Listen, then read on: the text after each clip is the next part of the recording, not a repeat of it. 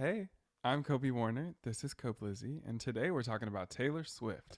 But before we do that, we're going to get into some hot topics. First, we're going to talk about Sydney Sweeney. I'm sure many of you have seen, honestly, there was a lot of Euphoria controversy in like the past week, but Sydney Sweeney posted an Instagram post that I have screenshotted. It was from her mother's 60th birthday party. And for background, Sydney Sweeney was born in Spokane. She left Spokane and moved to Los Angeles when she was 14. So on Wikipedia, according to Wikipedia, she grew up in Spokane, Washington. And she has a white family. So I know that's not the South, but that's some fucking where. Washington, that's way out there in the West. But it's like, bumfuck places with white people. They're conservative. And so in these Instagram posts that she posted, somebody's wearing a Blue Lives Matter shirt, which is the most problematic thing about all of this. Kind of looks like her dad. I assume this to be her father. I could be wrong. But then there was also hats at the party. Maybe I can like try to show these pictures. I don't know how this is going to work. If you're watching the video, this is a family photo. And the father right here is wearing a Blue Lives Matter shirt. And then this is not as problematic because it's still a parody, but I do have a comment on this, and that's why I'm going to show it too. This is a post that I screenshotted off of Sydney Sweeney's brother's Instagram. These people are wearing hats that are a parody of Make America Great Again hats, but they say Make 60 Great Again. You wouldn't wear that if you weren't a Trump supporter. You know what I mean? Like, personally, I don't like Donald Trump. You know what I mean? And I would never be caught dead in one of those hats if I didn't like Donald Trump. But that's not the point of all of this, really. The point of all of this is Sydney Sweeney is a white person with white family. And in your white family, immediate or extended, you are likely to have conservative family members. Personally, I am biracial. My dad is black and my mom is white. And so half of my extended family is white, including lots of conservative people. And there are actually a lot of people that I don't really communicate with or talk to for various reasons. Because of my identity, I am black, I am queer, and that makes things more complicated for me with my conservative family members. But Sydney Sweeney is neither of those things. She's white, and I don't know if she's straight, but, she's not non binary. So she's a cisgender woman, and she's not likely to excommunicate from her Republican family. You know what I mean? Like, especially if they're her parents, she's not going to excommunicate these people. But maybe what I wouldn't do is give their controversial political opinions a platform. Like, I understand if you love these people in your personal life and you are able to look past that personally. But in this day and age, for the sake of your career, I would think that you would think twice before posting something of that nature. That's just me.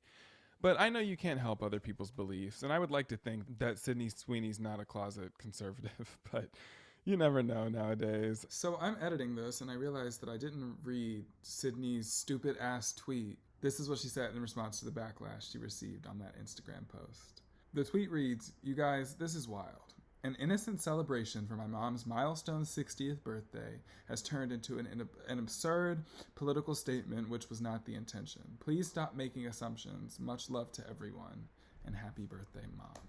That's stupid. It's not just about politics anymore. Conservative politics are attacking the identities of so many people. And for Sydney to say that an innocent celebration for my mom's milestone 16th birthday has turned into an absurd political statement. You posted it, Sydney. You should have expected people to react. Whether or not you expected support, I don't know why you would, but you could have expected support. But you could also have expected a negative reaction. You had to have, in your mind, noticed that this man was wearing a Blue Lives Matter shirt. You had to have seen that. You had to have. Maybe she could have said something like, "I can't apologize for beliefs of other people in my family, but I can make a statement publicly telling you that they are not my beliefs. And while I love these people and they are my family, we don't align politically. And I'm sorry that I gave their oppressive political beliefs a platform on my Instagram." That's what I would have said. That's that, but that was not the only Euphoria controversy in the past week.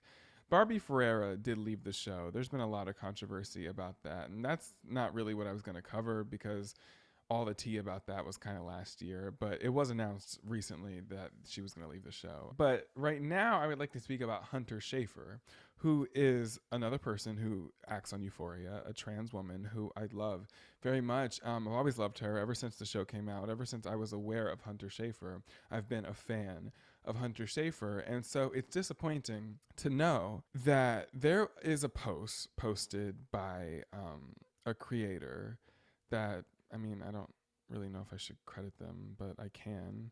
It's Piggy Taiwan, PIGGYTAIWAN on Instagram is where they posted this post. And I think for the sake of their message, I will read you the whole thing so that you can understand the best you can everything that they're trying to say with all of the context that they provided. So I'm not going to abbreviate this. I'm going to read the whole thing, but I will try to do it swiftly. I hope all of the people, NBs, which means non-binary people, who fought to have trans identities no longer considered a medical condition that requires dysphoria are happy because you've won. The red states are beginning to agree with you. HRT and gender-affirming surgery are no longer deemed medically necessary for adults in Florida, and it's not going to stop there. That means more trans people will have to pay for their transitions out of pocket, forcing more of us into sex work. Y'all just couldn't stand to let binary trans people be the voice of this community.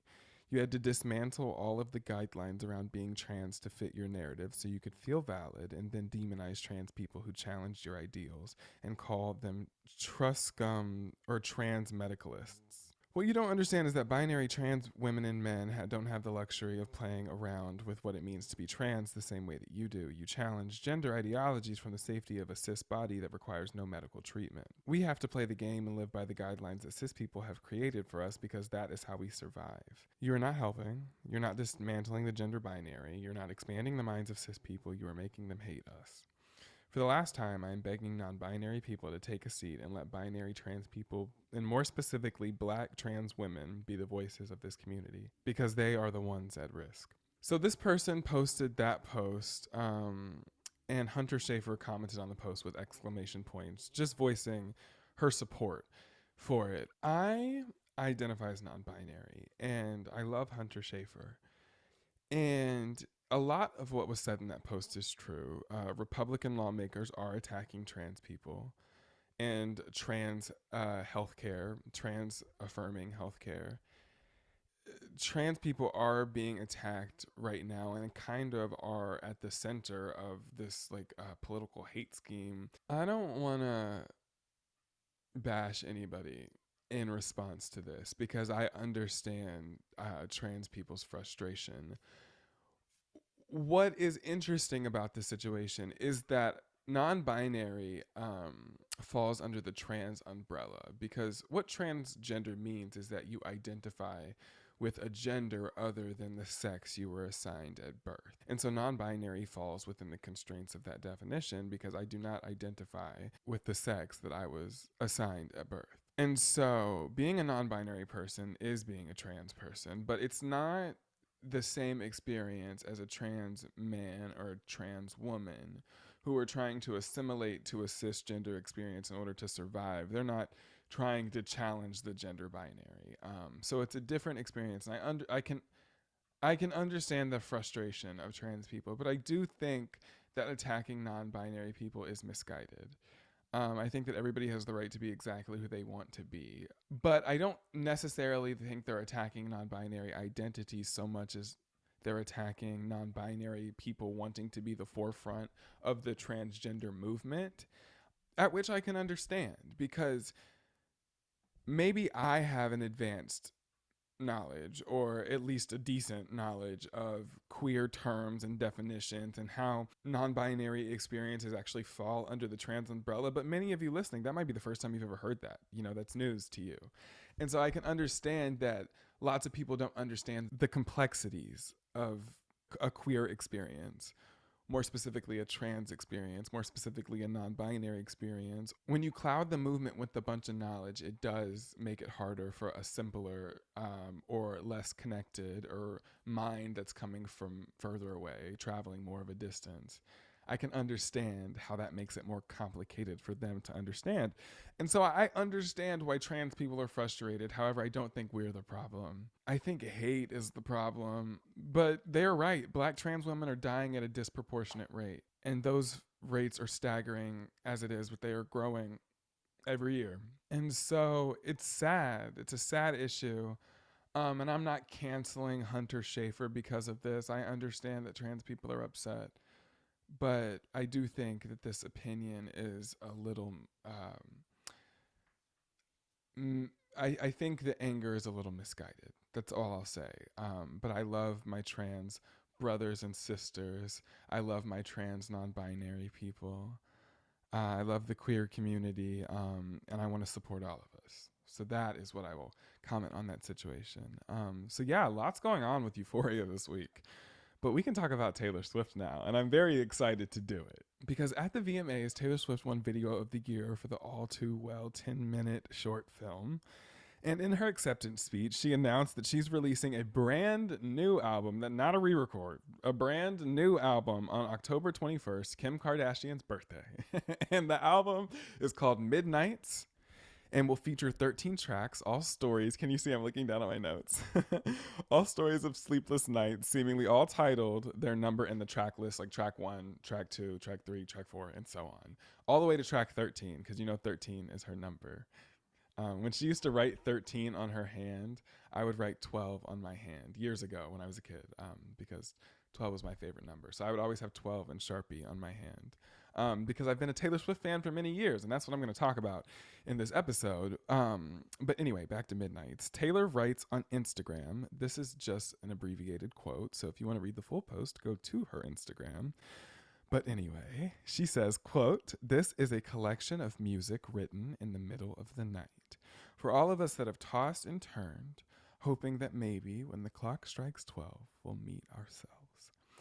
And I am so excited. I love a Taylor Swift album. I've been a Taylor Swift fan for a long time. I really love her commitment to the concept right off the bat. I think she's always been great at that. I think that's how she's been able to transform so many times, is because she commits to the concept. And so I appreciate that every song fits into this theme of Midnights. I think this is absolutely blindsiding the Swifties. I think everybody's so confused because we were all expecting Speak Now, Taylor's version, or 1989, Taylor's version, and instead we're getting a brand new album. And if we were going to get a new album, everybody thought it was going to be like a third Folklore Evermore something else album. Woodlore, what was the fucking word? There was like a word, Woodvale, it was Woodvale. But instead, we're getting something else. So she's just, always doing what she does, which is keeping everything a secret and doing whatever the fuck she wants. And I love that for her. So I am letting Taylor Swift's album announcement inform the topic of this episode. I love that phrase, inform the topic of this episode. But today we're talking about Taylor Swift's discography. Talking all about Taylor Swift, every single one of her albums, because I have been a Taylor Swift fan for a very long time. And I'm going to explain to you my fandom journey as we go through Taylor's discography, each album one by one. Her first album, Taylor Swift, came out in 2006. I believe she was 16 years old, which is crazy to me. 1989. I think she was 16. I wasn't around for this album. 2006, I was 4. So I don't think I knew anything about this album until after the fact, but I do know it well now. My favorite songs are Tim McGraw, Picture to Burn, Teardrops on My Guitar, and Our Song.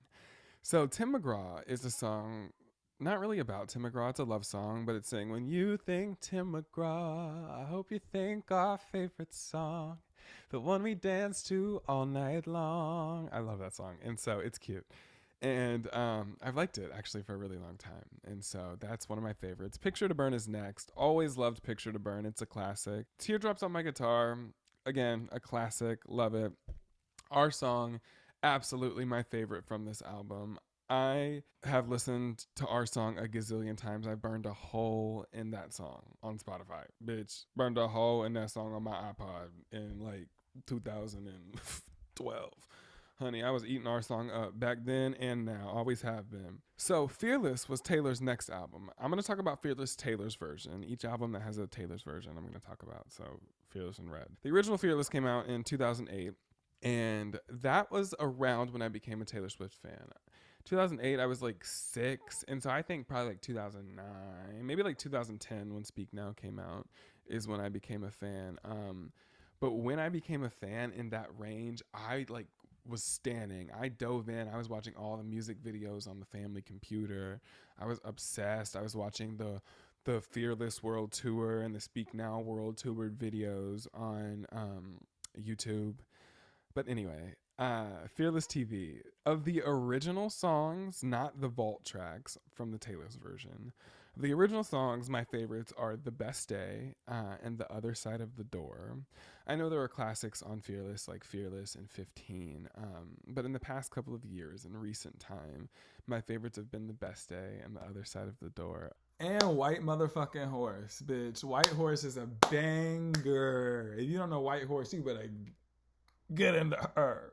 The Best Day is so sweet. It's a song about like, not really getting along with kids at school. And so it talks about having the best day with her mom because her mom takes her out and makes her feel better after kids are mean to Taylor at school.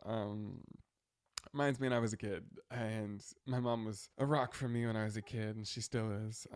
So I love The Best Day. And actually, for Mother's Day this year, I bought my mom The Best Day stationery from the Taylor Swift website. It was like a stationery that had The Best Day lyrics on it.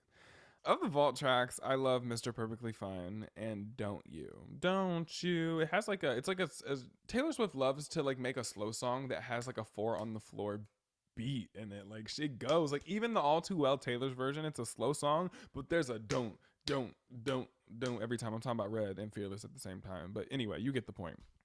We're gonna move on to Speak Now. Sparks Fly was my favorite when I was a kid. I still love it. Back to December, a classic. Dear John, always been a favorite. I have a playlist on Spotify called 101, and it's like the 101's like my favorite music. Like all the music you gotta know if you wanna like be in my judge, So I'll send it to people. And Dear John is on that bitch. I love Dear John. And Never Grow Up, another song makes me cry. I think of my mom. Oh, darling, don't you ever grow up.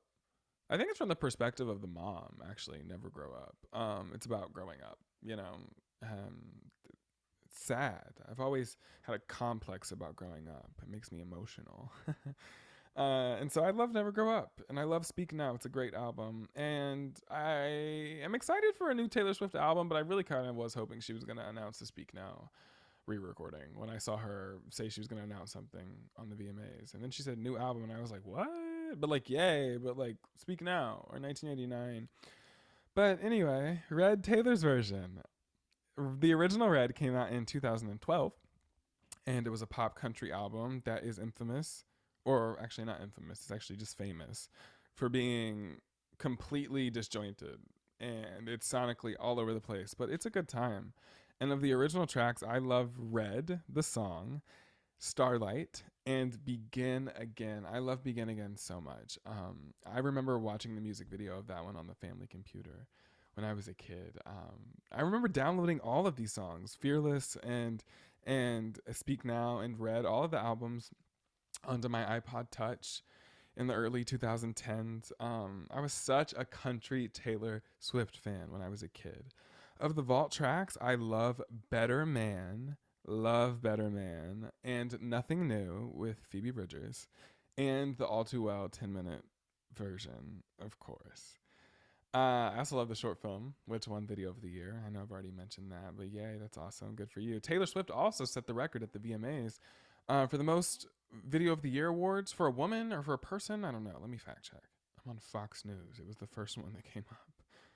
And it's not giving me the information that I need, so it's not a surprise. I don't even remember what the fuck I was looking for. I've been looking for so long. So anyway, whatever information I was trying to fact check, I forgot. So moving on. She's the first artist, period, to win 3 Video of the Year awards, Henny. For All Too Well 10 Minute, Bad Blood featuring Kendrick Lamar 2015, and You Need to Calm Down 2019. Go Taylor. Anyway, so after Red, I told you I was a country Taylor fan. After Red, I fell off. So when 1989 came out, I bought it on my iPod. I have it on my iPod. I remember buying it on my iTunes account. but I have no memories of really listening to it aside from the songs that were on the radio. I don't know why that was. I think maybe I still like country music. I don't know what it was, but I was not. When Taylor Swift made the transition to a full pop album, I didn't listen to it. So I fell off after Red. Fun fact about me and my Taylor Swift journey. On 1989, my favorite songs are Out of the Woods and Clean. In 2020, I was so obsessed with Out of the Woods I couldn't see straight. And right now, I'm so obsessed with, or maybe like last year, I was so obsessed with Clean, I can't see straight. I'm kind of like riding the like down the slope. I'm saying I'm almost done with my Clean obsession, but oh my God, is that song just sonically so amazing? I'm obsessed. Clean, love it. Now Out of the Woods, I think it's about Harry Styles. That's the rumor, and it makes me love it even more. I love them both. I don't care. Amazing. Remember when you hit the brakes too soon? It's a fantastic bridge. The whole song is good. The chorus is really repetitive, but if you stay for that bridge, honey, that bridge is the meat, and that bridge gives, bitch. You better get into the bridge. Girl, how could I forget about this love is good, this love is bad, this love is alive, back from the dead. Oh, girl, that is a banger. This love. And there's a Taylor's version single out. Get into This Love, Taylor's version. Get into it, honey. So next was Reputation. Reputation is a fantastic album that I was obsessed with later. During the pandemic, oh my God, I burned a hole in Reputation, honey. I'm not looking at the camera. I'm sorry. For the people watching the video, I just got a webcam, and I have been looking at the viewfinder the whole time, and I just realized that's not the camera. I'm so sorry. I'm so sorry. Anyway, so I'll look at the camera from now on. Reputation.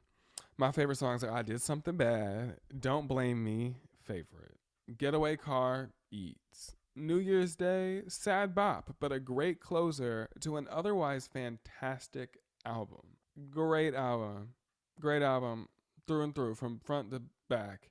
And the fact that people disrespect Reputation is silly because I think it's a pop masterpiece. Our next album was Lover. And Lover is actually when I became a Taylor Swift fan again. I remember when Lover came out in 2019. Oh, I didn't tell you when some of the albums came out. 1989 came out in 2014, and Reputation came out in 2017. It actually broke Taylor Swift releasing an album every 2 years cycle because she took a year off after the whole KKW drama. Anyway, Lover, 2019. Loved Lover when it came out. I still like Lover. It's a great album. Cruel Summer was thoroughly disrespected and deserved a music video, but is maybe my favorite song from the album. The Man is great. I think it's a fun pop song that really hits the nail on the head about the injustices that a lot of women face in the workplace, especially female celebrities in comparison to male celebrities. And Soon You'll Get Better is a song about her mom being sick. Soon You'll Get Better with the Chicks, featuring the Chicks, formerly known as the Dixie Chicks. Soon You'll Get Better. Love the song. And False God. Oh my God. It's so good. It is so good. I love False God. Listen to False God off of Lover if you're going to listen to anything from Lover, because that actually might be my favorite song. Cruel Summer is definitely a close second, though. The summer of 22 happened, and she put out Folklore in August of 2022. What the fuck am I talking about? 2020. Folklore came out in August 2020. I remember the day Folklore came out. I had to wake up at like 4 o'clock in the morning to go work at Target. And so I woke up. I didn't stay up till midnight to listen to it. I woke up in the morning at 4 o'clock, and I was doing yoga before work, and I was listening to Folklore for the first time, and I just remember that experience. I'll never forget it. And I really do love Folklore. It's a great song, and it's a great song. It's a great album. Silly me. My favorite songs from Folklore are Cardigan, Mirrorball, and August. Close runner-ups are Betty and This Is Me Trying, Illicit Affairs. It's a great album. The One is good. My mom's favorite is The Last Great American Dynasty. And the end of Exile is Gorgina. I like Exile too. And then after that, December 2020, Taylor put out Folklore's sister album, Evermore. From Evermore, I love Tolerated. It's a song that's in 5/4, if you know music talk, music jargon. It's in 5/4, the time signature, Tolerated. It's a really cool song, that's also depressing as fuck. No Body, No Crime, featuring Haim, is fierce. It's about murdering a man. Nobody, no crime eats. It's like write a song about killing somebody. That's cool. Love it. Dorothea is a really great song too. Hey Dorothea, don't just know to think about me. I like Dorothea. And Cowboy Like Me. I like Evermore. It's a really great album. A lot of people like try to compare Folklore and Evermore. I'm not doing that. I like them both. Okay. And that's Taylor Swift's gazillion albums. She has so many. Again, I was shocked that she announced a new album and not a re-record, but like, okay, I'll take it. I'm excited for her Midnight's release on Kim Kardashian's birthday, October 21st. I will be pre-ordering a physical copy when she announces that there are signed ones available.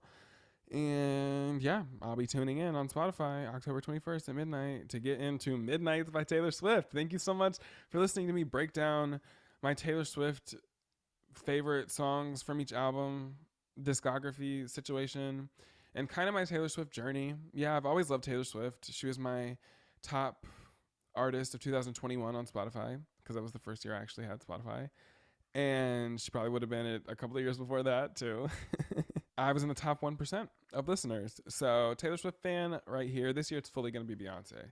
I'm going to be in the top 1% of Beyonce's listeners on Spotify. At least that's my prediction. Because let's get on Last FM. Let's talk about some of my music statistics. So how about I pay $4 a month to get like advanced music tracking statistics on Last FM? My friend Natalie's boyfriend showed me this, and this year so far, 2022, from 2022 until August 30th, January 1st to August 30th, I have listened to Beyonce Jesus Christ, 911 times. I've listened to Renaissance 394 times. In my second place for artists is Ariana Grande, so far 636 times. Taylor Swift 515. Taylor is in third place this year. For my albums, like I said, Renaissance 394 listens, Harry's House 225 listens, and Dawn by Yeba 195 listens. Still obsessed with Yeba, always will be. My top track of 2022, however, is Yuck by Charlie XCX with 71 listens. That's crazy. As It Was is number 2, 57 listens. And Fair by Normani is number 3, 55 listens. So that's the top 3 of my artists, albums, and tracks so far this year, along with my breakdown of all my favorite songs from Taylor Swift's discography thus far. I love Taylor Swift. I think she is a great songwriter. I think she has a really interesting tone that nobody can replicate. So while she's not a very physical singer, I think she really does have a beautiful voice, and I think she has great vocal moments. That one video of her singing on like, I don't know, like her self-recorded in the studio when she's making Reputation. There's a video of her singing "Don't Blame Me," where she's like recording like the background like higher belty part for the last chorus. And it was great. It was so good. And it was just her singing. It was just a live video of her singing into a mic, but we couldn't hear the mic feed. It was in headphones. So it was just like a raw vocal. And she sounded great. She's a good singer. And I think people should stop acting like she's like a horrible singer. I'm like, she's not Mariah Carey, but she's not supposed to be. That's not what she does. And I love Taylor Swift. I love Mariah Carey too.